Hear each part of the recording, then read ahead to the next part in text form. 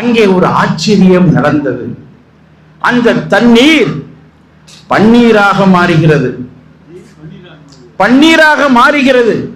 நாயகத்தினுடைய மேனியை பிரிகின்ற பொழுது அது கண்ணீரோடு பிரிந்தது என்று எழுதுகின்றார். அல்லாஹு அக்பர்.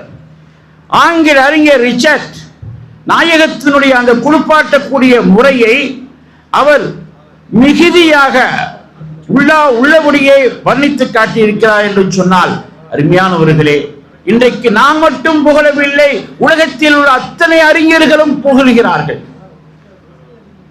ஒரு அரபு அறிஞர் நாயகம் ஸல்லல்லாஹு அலைஹி வஸல்லம் அன்னவர்களின் வரலாறை எழுதுகின்ற பொழுது, என் கலிமா விரலை நான் முத்தமிடுகிறேன் என்று சொன்னால் அது கலிமா நபியை பற்றி எழுதியது, கலிமாவில் இடம்பெற்ற நபியை பற்றி எழுதுகிறது.